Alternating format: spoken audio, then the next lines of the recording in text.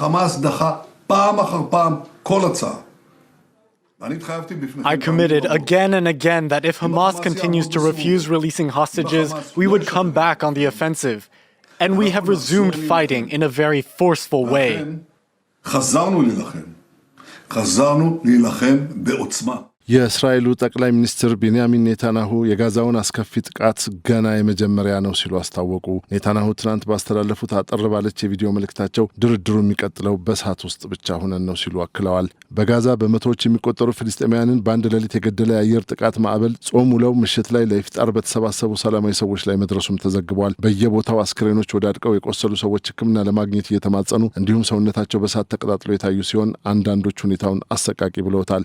ኔታንያሁ በንግግራቸው ላይ እስራኤል ኃይሎች ሐማስን በተጨማሪ ኃይል እንዲያጠቁ ትዕዛዝ መስጠታቸውንም አስታውቀዋል። ሐማስ ኃይላችን ብርታትና ብቃት ላለፉት 24 ሰዓት ውስጥ ባስተላለፍነው መልእክት ተረድቶታል እና ደግሜ ላረጋግጥላችሁ የምፈልገው ይህ ጅምር ብቻ መሆኑን ነው ብለዋል። የጦርነቱ ግቦች ታጋቾቻችንን በሙሉ ማስለቀቅ፣ ሐማስን ማስወገድና ሐማስ በእስራኤል ላይ ስጋት እንዳይፈጥር ማድረግ ቃል በገባነው መሰረት ሁሉንም ለማሳካት ትግላችንን እንቀጥላለን ሲሉ አክለዋል። የኔታንያሁ ንግግር የተሰማው በጃንዋሪ 19 የተጀመረውን የእስራኤል ጥቃት ከሐማስ ጋር የነበረውን ደካማ የተኩስ አቁም ካፈረሰ በኋላ ነው። በአየር ጥቃቱ ቢያንስ 404 ፍልስጤማውያን አብዛኞቹ ህጻናት ተገድለዋል፣ ከ560 በላይ ሌሎች ቆስለዋል ሲል የጋዛ ጤና ጥበቃ ሚኒስቴር አስታውቋል። ማክሰኞ ዕለት በቤት ላህያ፣ ራፋህ፣ ኑሴራትና አልማዋሲ ላይ እስራኤል በፈጸመችው የአየር ጥቃቶች ከጥር ጀምሮ የነበረውን አንጻራዊ ሰላም ያደፈረሱ ሲሆን ሆስፒታሎችን በድጋሚ በቆሰሉ ፍልስጤማውያን ተሞልተዋል። የተኩስ አቁሙ አሸማጋይ የሆነችው ግብጽ ይህ የእስራኤል ጥቃት በጽኑ አውግዛለች። የአየር ጥቃቶቹ በተኩስ አቁም ስምምነቱ ላይ የተፈጸመ ዓይን ያወጣ ጥሰት ነው፣ እንዲሁም ጦርነቱ በአደገኛ መልኩ እያገረሸ መሆኑን ማሳያ ነው ሲሉ የሀገሪቱ የውጭ ጉዳይ ሚኒስትር ቃል አቀባይ ታሚም ኻሊፍ ተናግረዋል። ወደ 60 የሚጠጉ የሐማስ ምርኮኞችን መልቀቅና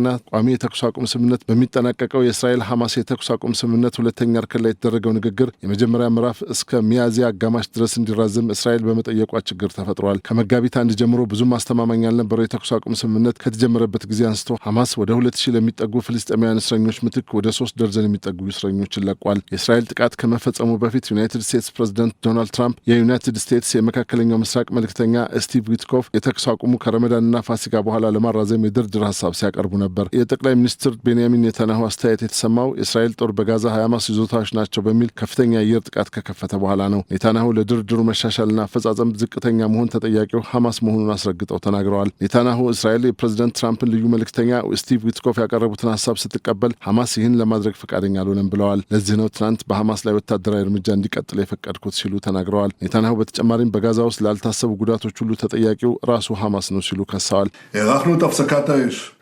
We have prolonged the ceasefire by 2 weeks, even when we did not receive hostages in return. We were part of delegations in Doha and Cairo with mediators, and we accepted proposals, even from Witkoff, and Hamas rejected everything several times.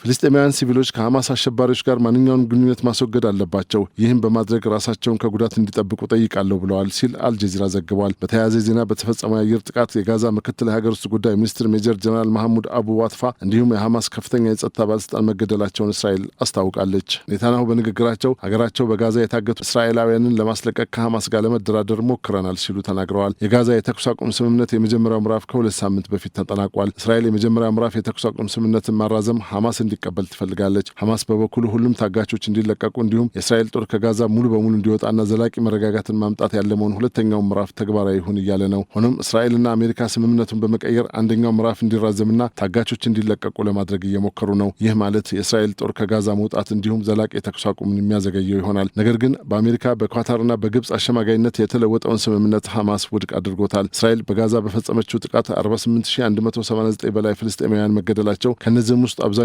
ሴቶችና ህጻናት መሆናቸውን ከጋዛ ጤና ጥበቃ ሚኒስቴር የተገኘው መረጃ ያሳያል። እስራኤል እስካሁን በጋዛ በፈጸመችው ተከታታይ ጥቃት 2/3 የጋዛ ህንጻዎች መውደማቸውንም የተባበሩት መንግስታት ድርጅት መግለጹ ይታወሳል።